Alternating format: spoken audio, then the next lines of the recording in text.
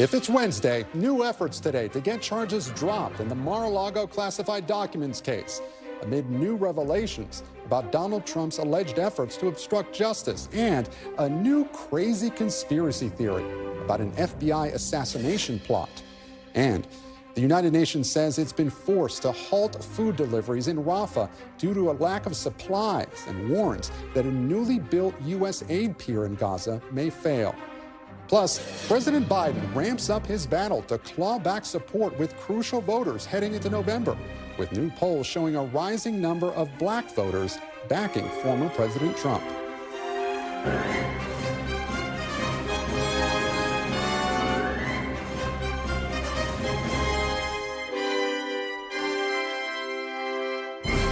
Welcome to Meet the Press Now. I'm Gabe Gutierrez, and we begin with a number of developments tied to former President Donald Trump's Mar-a-Lago classified documents case.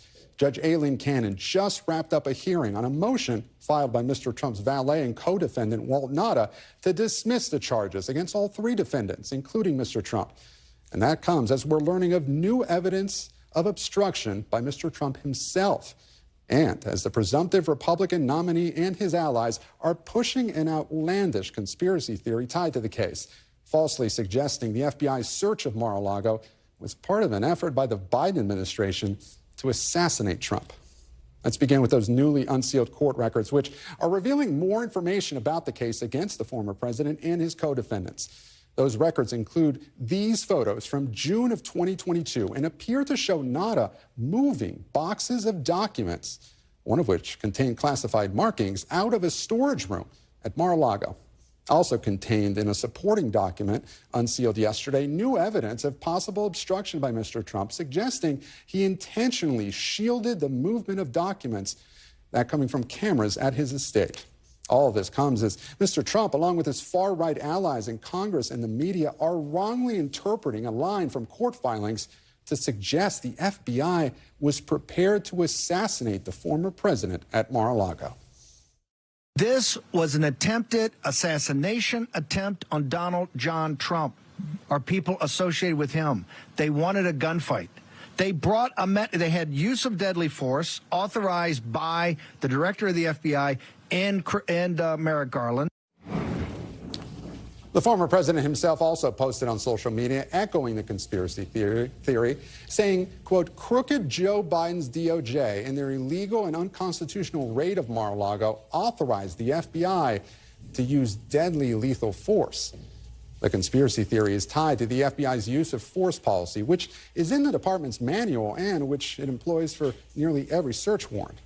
The policy was part of the FBI's search warrant process at Mar-a-Lago and included in court documents. It states that law enforcement officers of the Department of Justice may use deadly force only when necessary.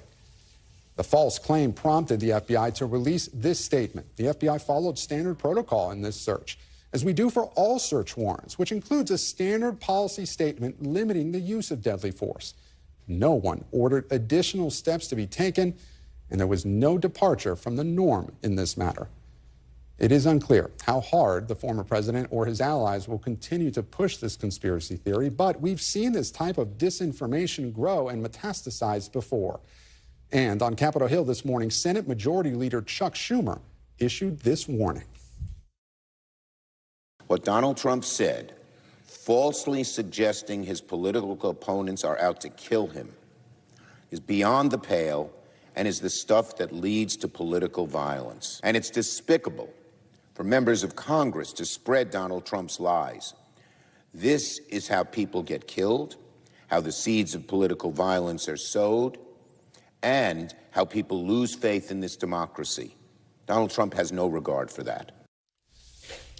And I'm joined now by NBC News correspondent Dasha Burns outside the federal courthouse in Fort Pierce, Florida.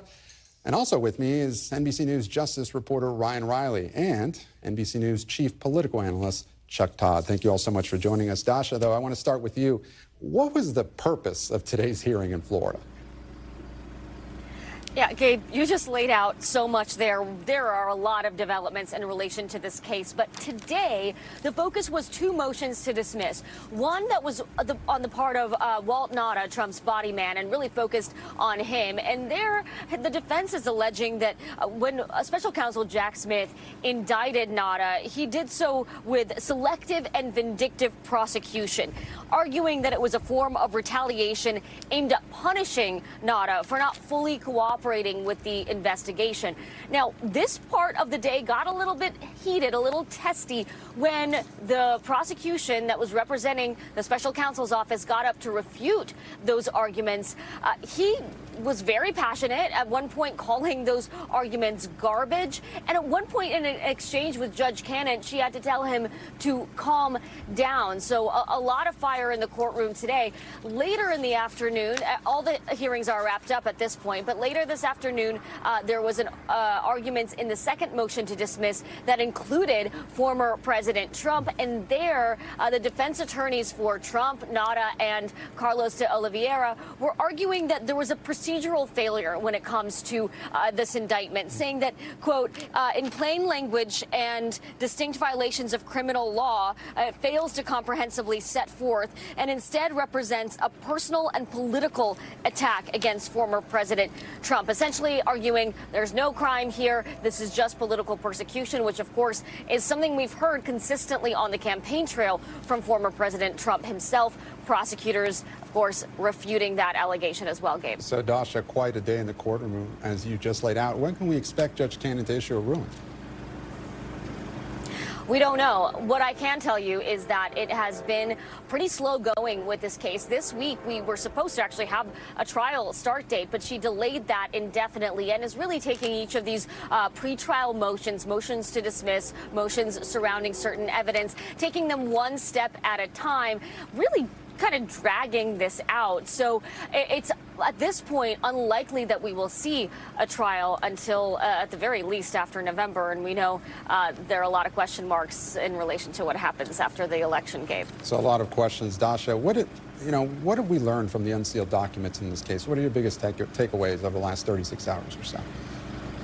Ooh, quite a lot, Gabe. You laid some of it out. I mean, number one, those photos of Walt Nauta, the prosecution says that is additional evidence showing that he was part of a conspiracy to conceal classified documents. This was taken on June 1st, 2022, around the time that lawyers for former President Trump were supposed to go into a storage room at Mar-a-Lago to review documents to see if there were any classified materials that should be given back to the government. The other thing that we learned is that there were additional documents marked classified found in Trump's bedroom months after the FBI search at Mar-a-Lago. And the judge that was overseeing all of those proceedings actually wrote on the record saying no excuse is provided as to how the former president could miss classified marked documents in his own bedroom. So a lot coming out of there. I know you'll talk about the FBI piece of it, too. Quite a bit of fallout from those documents unsealed as we hear those arguments today, Gabe. Dasha Burns live for us in Fort Pierce. Dasha, thank you. I want to turn now to Ryan Riley, and I want to ask you the same question that I asked Dasha. You were looking at this over the last 36 hours or so. What did you take away from those unsealed documents? What surprised you the most? I mean, there were definitely little pieces of it that we can sort of sketch together the timeline, but overall, I think the biggest political story to come out of this was something that sort of just bubbled up on Twitter. It was from this woman I'm pretty familiar with because she covers a lot of the January 6 cases, and she essentially took this piece of information that was included about what the FBI had planned ahead of this raid on Mar-a-Lago and sensationalized it, blew it up, and made it this huge conspiracy. And I wanted to ask you about that conspiracy theory, and walk us through step by step. How did this conspiracy theory really metastasize in the last day or so? Yeah, so if you step back and take this, from the widest angle, right, we should remember that Donald Trump was on the East Coast, right? He was not in Florida when all of this took place. And actually, the reason that the FBI chose to make this search after this back and forth with DOJ over a very long time, in which the FBI was actually kind of pushing back and not wanting to actually go do this search.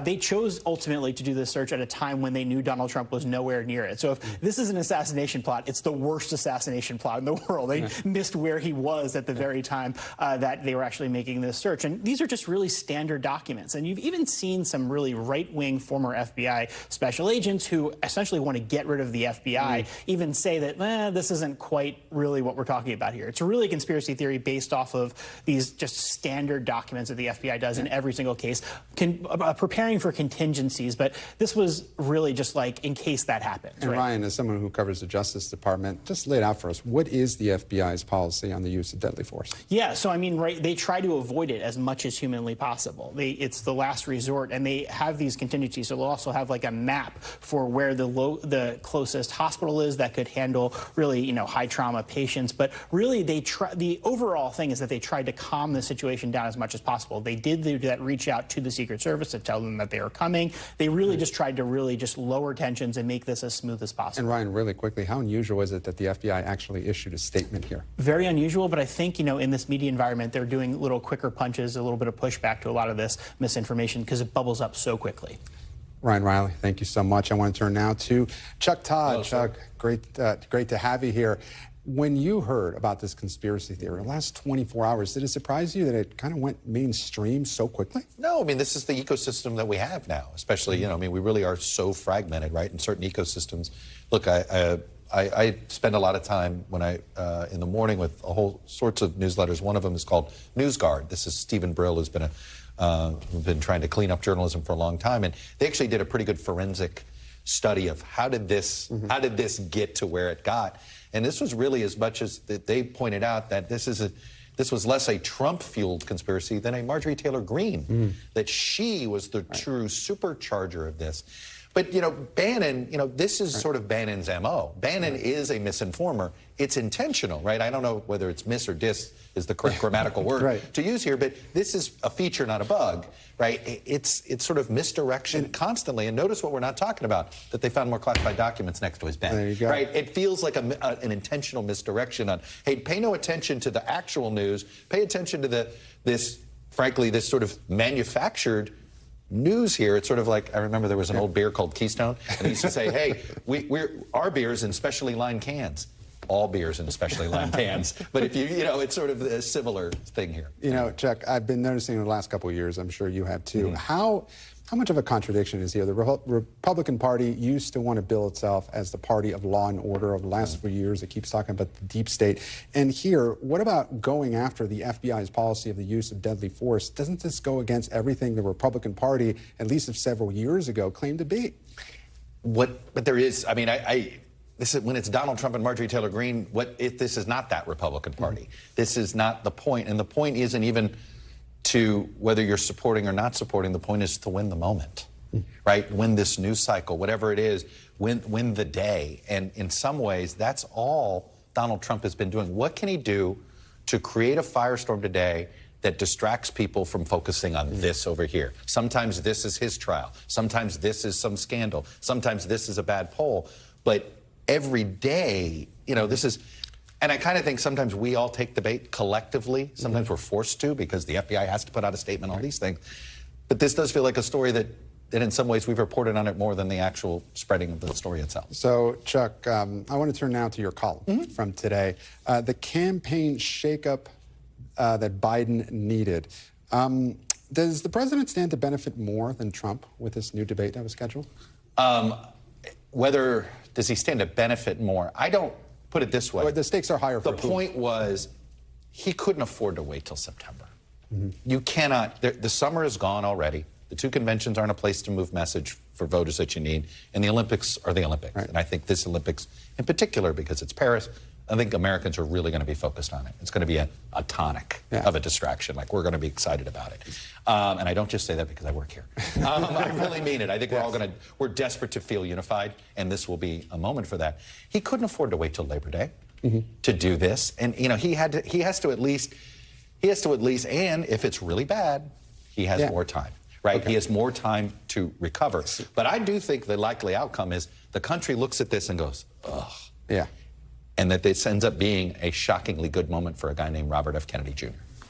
To that point, can President Biden recover from a bad debate performance? Would it be disastrous for him? Is it possible for him to recover? And what is a bad debate performance? That's what I was just going to say. Is it where somehow Trump has decidedly won the debate and Biden doesn't? I mean, I don't want to speculate at what that looks like. If things get really bad, there's going to be a lot of hand-wringing in the Democratic Party, and the convention hasn't started yet. And what about a bad performance for Trump? What does that do to his case? I don't know if a bad performance matters with him. It could hurt short-term, may hurt financially, but it's not like you have a bunch of party elders that wish Trump would go away. Trump purged the party elders. On the Biden side, there are a bunch of party elders that are not as convinced their nominee's the guy. So if you would look at it, if Trump falls on his face, I don't know who would push him out. If Biden falls on his face, there are a lot of people that might want to push him out. That's probably what I would argue is the two differences in the way both parties view their nominees right now. Chuck Todd, always good to have you here for your expertise. Thanks. Thank you so much. And coming up, inside the White House's efforts to boost President Biden with groups that will be key to his reelection. I'll talk to a senior advisor to the president amid signs that he's struggling to win over both young voters and black voters. But first, I'll speak to an aid worker inside the war zone in Gaza amid conflicting reports about whether any of the much-needed aid is getting from that new temporary pier to Palestinians. You're watching Meet the Press Now.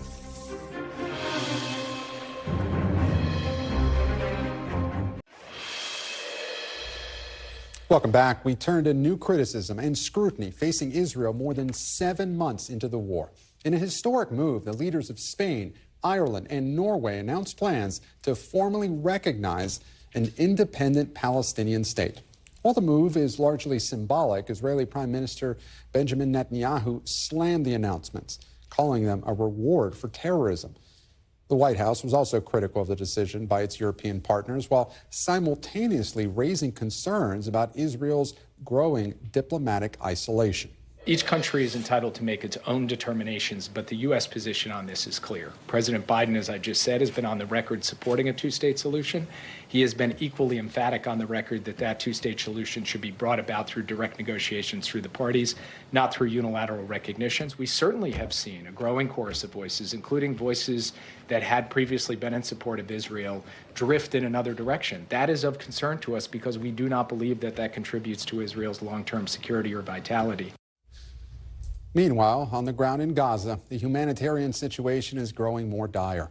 The UN Agency for Palestinian Refugees announced yesterday it was halting all food deliveries to the southern city of Rafah, citing a lack of supplies. The White House saying today that aid from that floating dock off the coast of Gaza has been distributed to Palestinian civilians. That's different than what the Pentagon told reporters yesterday, which was that deliveries from that dock have yet to reach Palestinian civilians.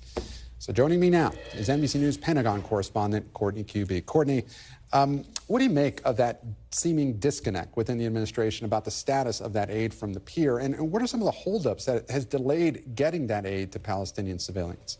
Yeah, those are the exact questions we've been asking for the last 24 hours. And I have to tell you, it's still a little bit unclear. Here's what we know at this point. More than 650, somewhere in the neighborhood of 670 metric tons of aid have been delivered through this pier system. So again, it goes to a dock out a couple miles off the shore. The aid goes onto trucks. The trucks are put onto small boats. Those boats go to a causeway. They drive off onto a beach. That's where the aid is then dropped off on the beach at a location, what the Pentagon is calling a mustering area. It's an area where they're putting all this aid.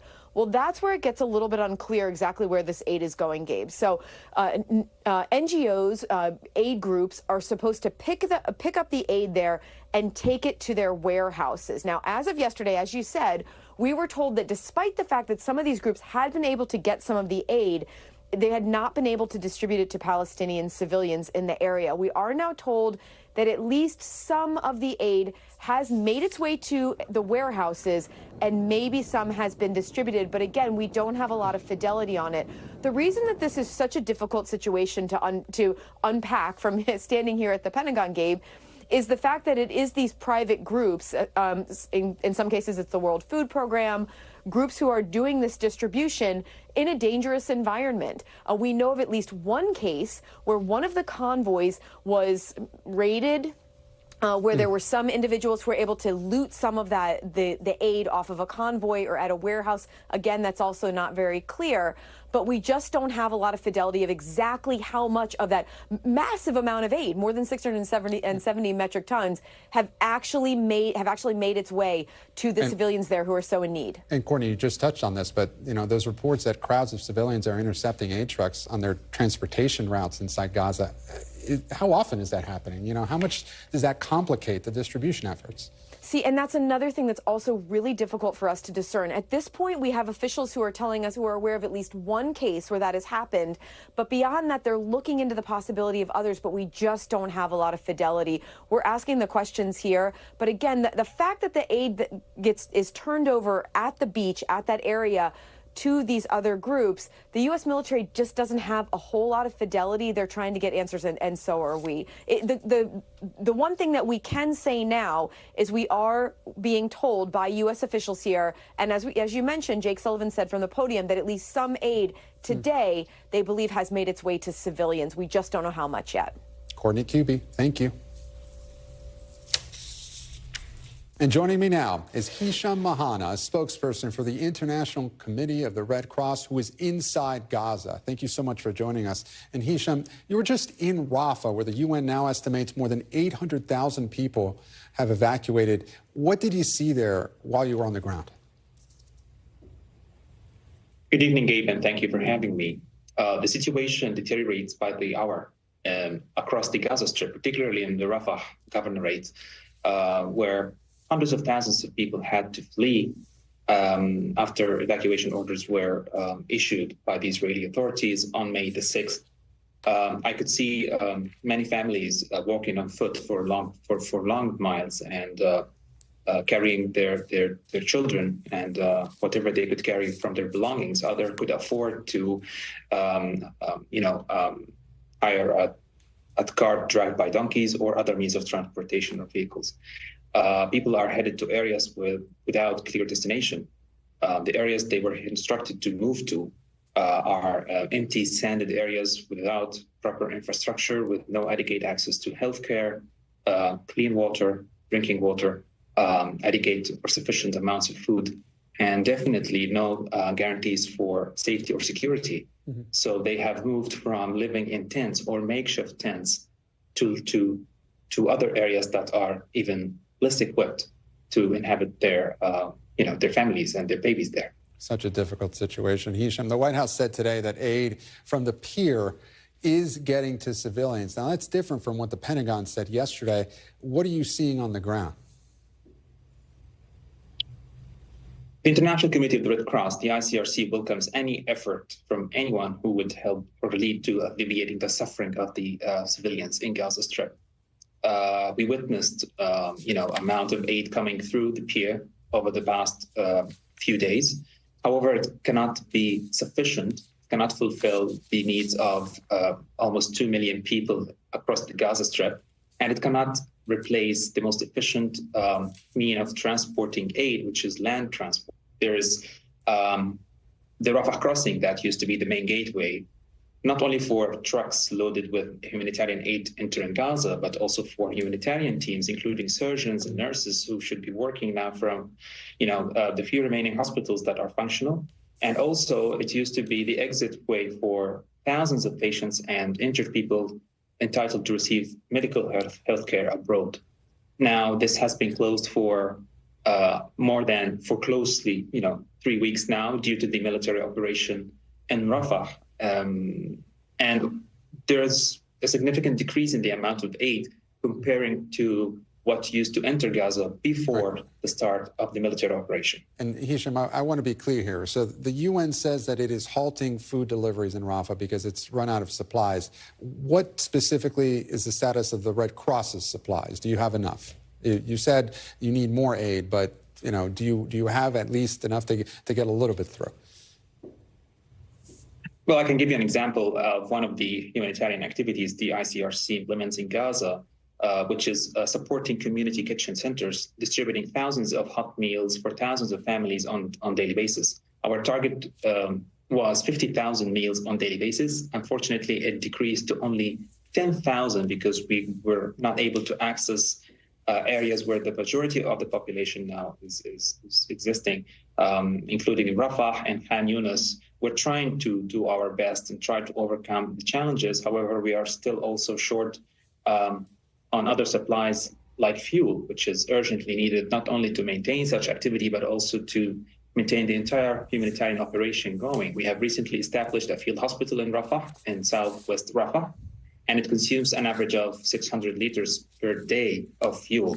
We have sufficient quantities that would keep the hospital running for a few weeks, but if the situation continues like this may impact also our operation in that field hospital, like many other humanitarian organizations in Gaza.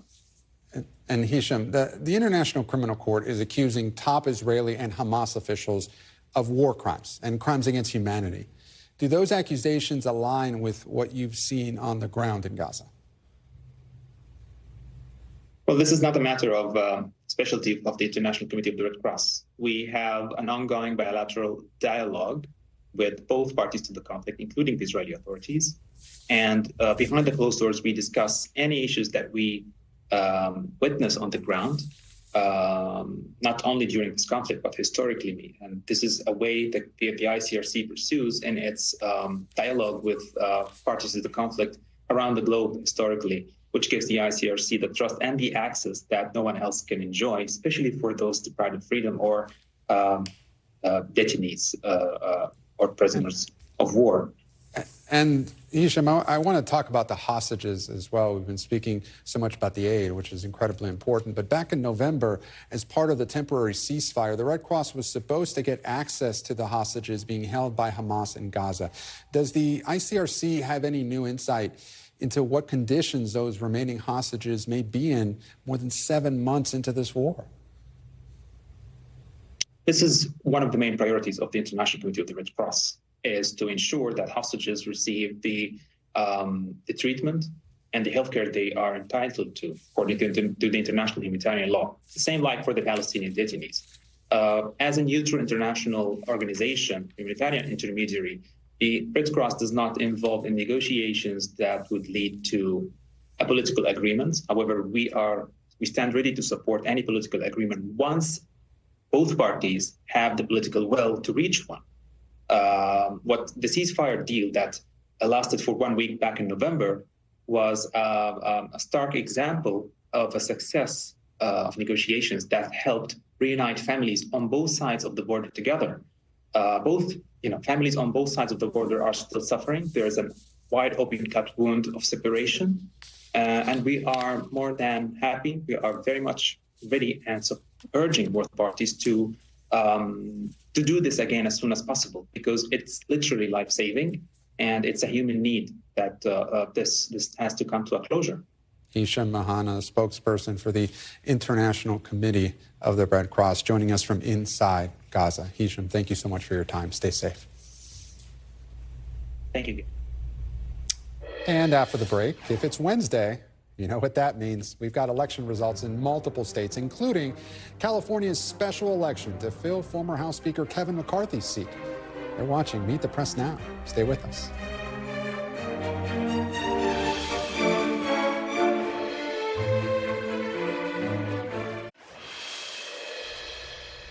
Welcome back. If it's Wednesday, that means somebody voted somewhere yesterday.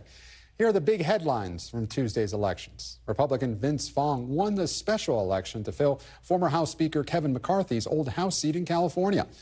Fong was a former McCarthy staffer and had McCarthy's backing. His election will bring a small bit of breathing room for the razor-thin House Republican majority. In Oregon, it was a tough night of primaries for progressive Democrats. National Democrats' preferred candidate, Janelle Bynum, defeated progressive Jamie McLeod-Skinner in the 5th District primary. McLeod-Skinner was the nominee in 2022 and narrowly lost a race a lot of Democrats thought was winnable. Bynum will face the incumbent Republican in what will be one of the most closely watched House races this November. And in the Portland area, Maxine Dexter beat Sushila Jayapal, sister of Progressive Caucus Chair Pramila Jayapal, in the primary to succeed longtime Congressman Earl Blumenauer. Staying in the Portland area with about 2/3 of all votes counted, Multnomah County District Attorney Mike Schmidt is in danger of losing to longtime prosecutor and former Republican Nathan Vasquez. Vasquez ran a tough-on-crime platform against a progressive incumbent who's faced criticism on everything from his handling of protests in 2020 to gun violence and drug crime. And still to come, as Democrats put abortion rights at the center of their 2024 campaigns, Louisiana lawmakers are moving towards criminalizing the possession of abortion medications without a prescription. We'll dig into the politics of it all. You're watching Meet the Press Now.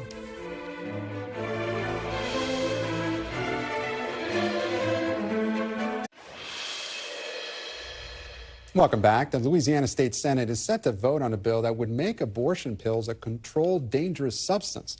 If signed by the governor, it would further criminalize abortion access in a state which already has one of the strictest bans in the country. The Biden campaign is slamming the bill and blaming former President Trump for it, citing his role in overturning Roe v. Wade. Ahead of November, Democrats are working to put Republicans on defense on a range of reproductive issues, including contraception. Democrats' latest move comes after yesterday, the former president seemed to suggest he'd be open to restrictions on birth control before clarifying his position later in the day. A source tells NBC News that Senate Majority Leader Chuck Schumer plans to force a vote on a bill federally codifying protections for contraceptives in June. Today, Republicans dismissed it as a messaging bill. Well, it doesn't seem necessary to me. I think Republicans do support that. Yeah. I'm not sure why you need to put a bill on the floor. I suspect there would be some members to support it. He's going to do these sort of political messaging bills because he knows he's underwater in a couple of states, and he's trying to create a political foothold for some of his incumbents. And joining me now is our panel, Leigh Ann Caldwell, Washington Post Live anchor and co-author of The Early 202. Democratic strategist and former Obama campaign advisor Ameshia Cross, and Stephen Hayes, editor and CEO of The Dispatch and an NBC News contributor. Thank you all so much for joining us. Leigh Ann, I want to start with you. We've reached a point in the election cycle where we're talking about messaging bills. So which is the better play at this point, the one on reproductive rights or the border bill that the Senate's set to vote on tomorrow? Well, there are two different reasons for that. The reason for the border bill is because Democrats are trying to look like they care about the border. Democrat sources tell me that, look, we don't think we're going to win on the issue. Do they really care? Do they? Well, they care enough to not lose the election on it. Well, it's so interesting because a couple years ago, Democrats just didn't like talking about the border. But really, a couple months ago, that really changed when they thought it could help them politically with Republicans in this election. It totally shifted, but they also looked at the polls. The border is about equal with the economy in many polls on what voters care about. And Democrats realize that they have to address it. And so this border vote tomorrow is, again, not to show that they are going to try to win on the issue, but at least carve out some of their voters or some votes so that they don't completely lose. Now, on the flip side, you have the issue of abortion, contraception, IVF. Democrats are way ahead on that issue, and they want to keep pounding that issue and reminding voters where they are, that they are the party of choice. And on that point, Ameshia, the Biden administration is going all in on reproductive rights, but is there a danger here of conflating contraception with, IVF and abortion rights? It's all under the same umbrella, of course, but they're all very different. They're putting it under the same umbrella because a lot of conservative states are. And I think that the way that some of these policies are being written and the way that many conservatives, particularly in red states, are having this conversation, they have also been attacking contraception when we talk about birth control pills as well. And quite frankly, they have limited them in many cases. And this existed before this election cycle. We know that when we talk about them denying, many Republican governors denying the expansion of Medicaid. When you deny the expansion of Medicaid, you also deny fundamental services to women who are impoverished or who meet those guidelines, who would actually qualify for Medicaid. So I think that it's very important that they talk about this. But thus far, we've had surrogates who definitely understand the difference between abortion rights, IVF, as well as women's contraceptive options, who are having that conversation. But I think that in many cases, Republicans are trying to broaden this, and we've seen those extreme measures and what that can mean for women across the country. And Stephen, is Democrats' best messenger on the abortion issue at this point Donald Trump?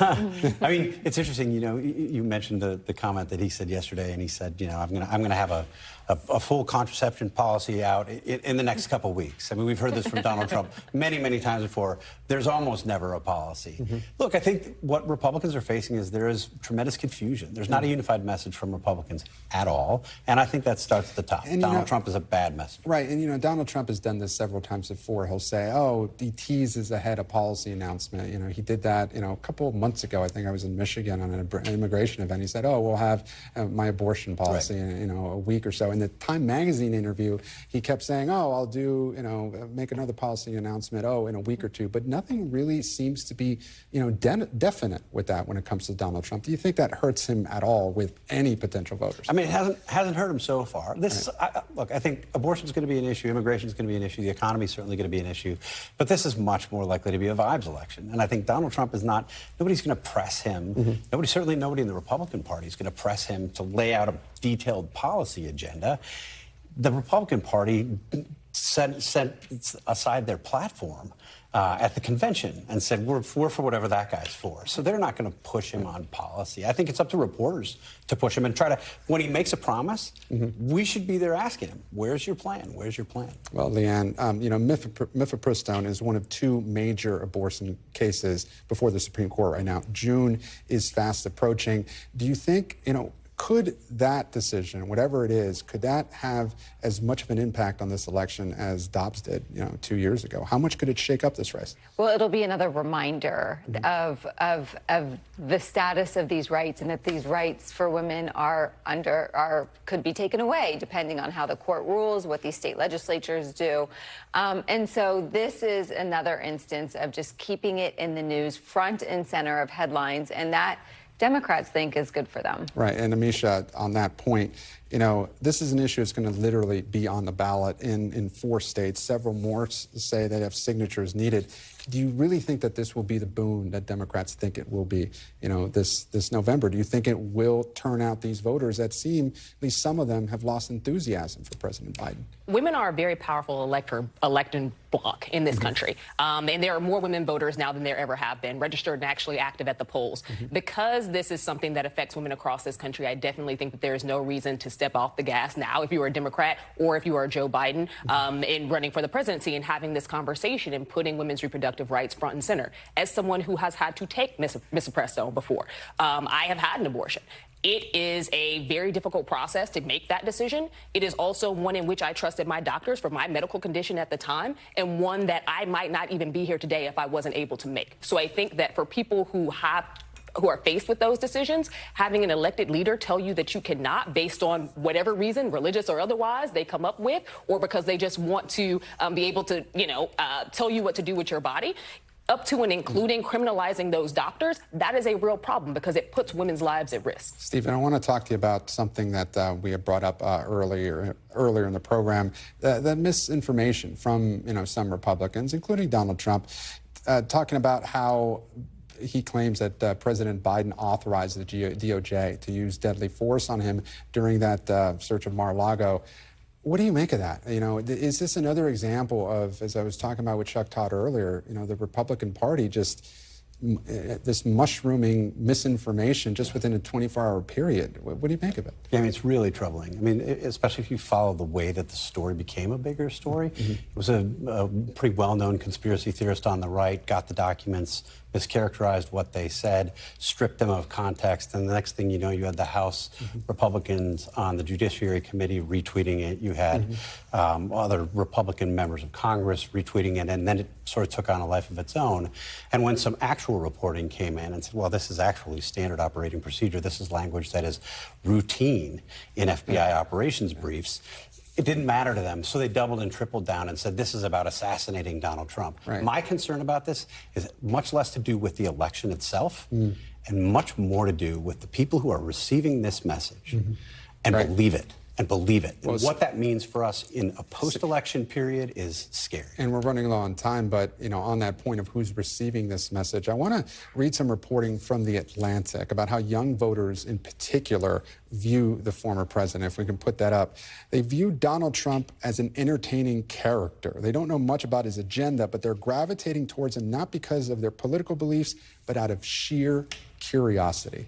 How troubling should that be for Democrats? That's huge for Democrats. The young voters are part of the Democratic base, and polls have proven what that statement just said. More and more young people under 20, under 30, I believe it is, are moving toward Donald Trump compared to the last election. And so President Biden and his team, they know that they have a lot of work to do. Thank you so much, Leigh Ann Caldwell, Ameshia Cross, and Stephen Hayes. Thank you all for joining us here on the panel. And still to come, we'll get the view from the White House as the Biden administration looks to ramp up outreach to key voters and drum up support for what they see as their top accomplishments. You're watching Meet the Press Now. Stay with us.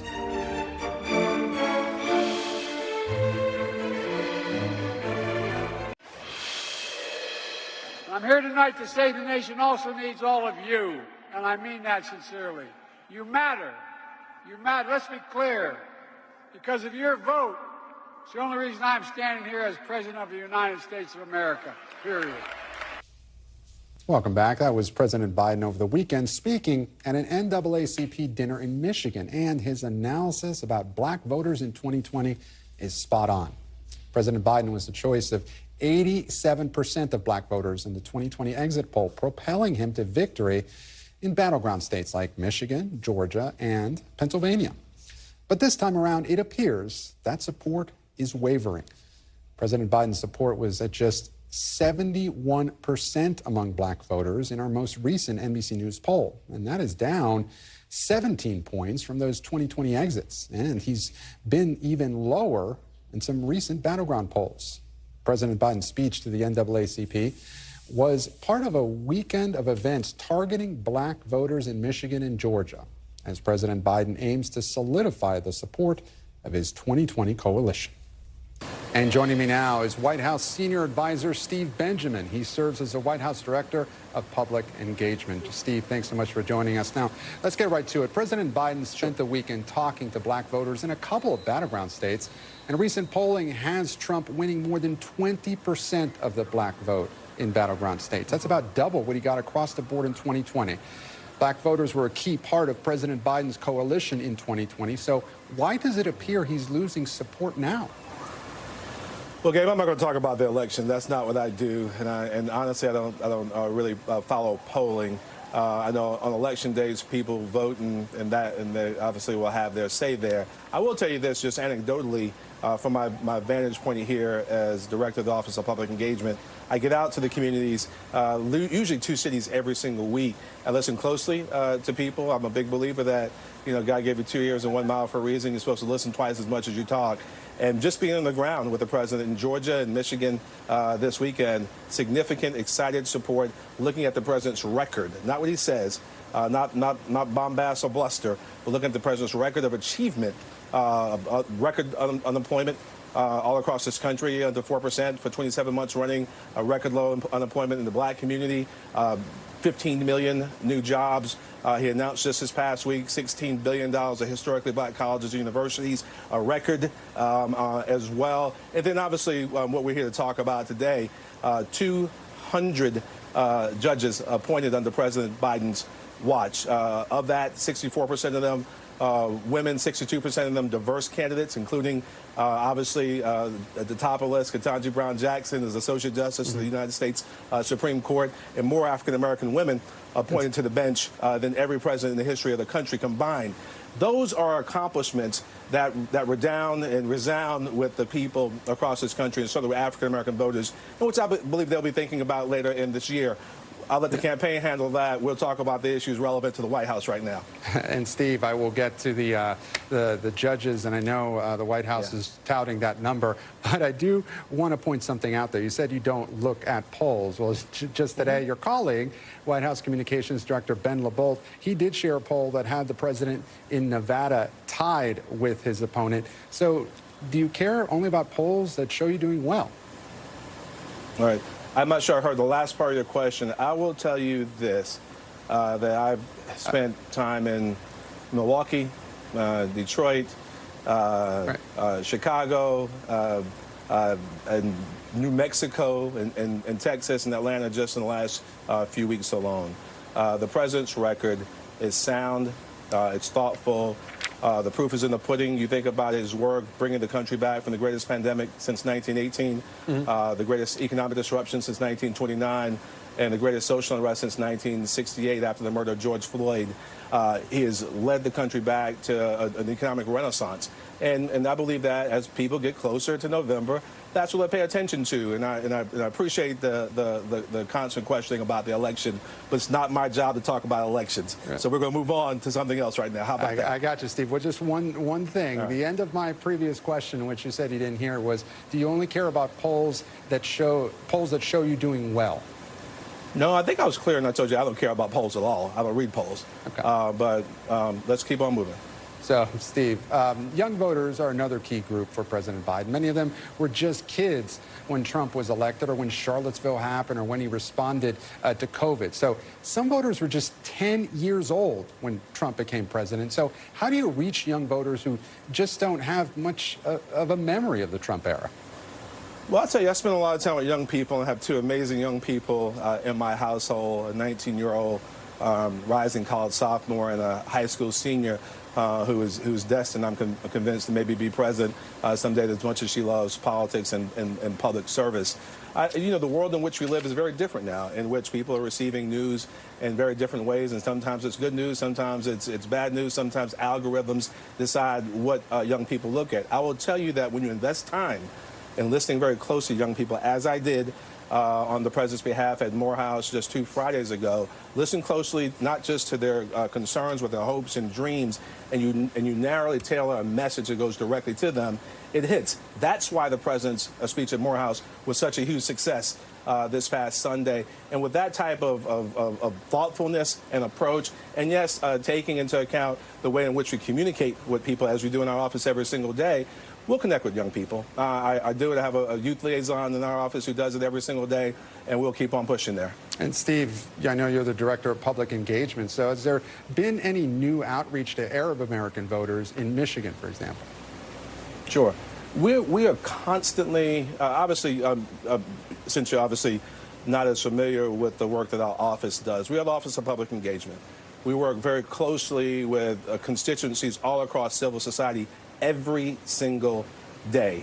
We work across over about 40 different portfolios. I have a team that I spent time with today in retreat, in which we literally engage with our Arab, Muslim, Palestinian constituents every single day, our Jewish constituents every single day, our seniors, our veterans, our civil rights portfolio. This is work that happens every day, not just when the cameras are on. So we make sure there's constant engagement with our Muslim liaison, as well as our diaspora liaison, who works with our community that's non-Muslim.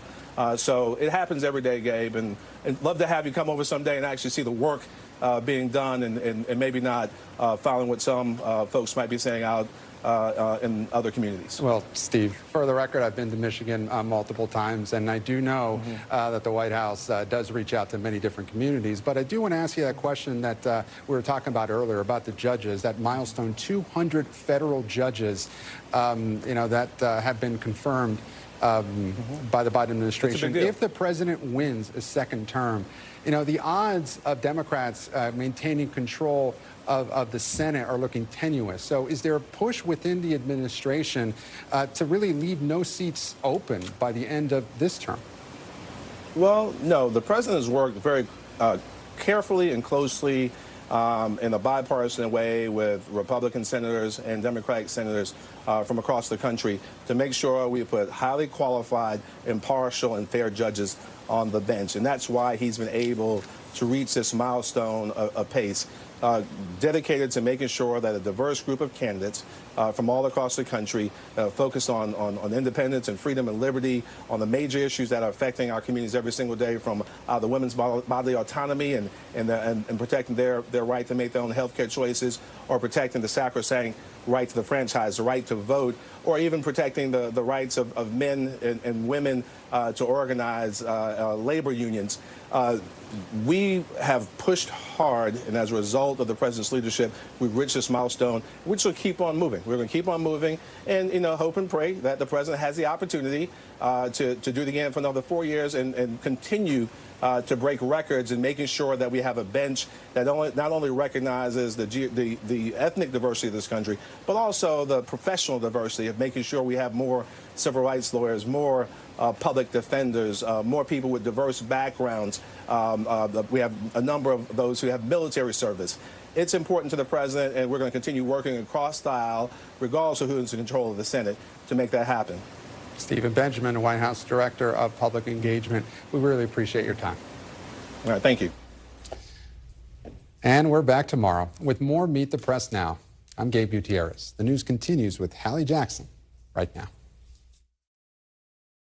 Thanks for watching. Stay updated about breaking news and top stories on the NBC News app or follow us on social media.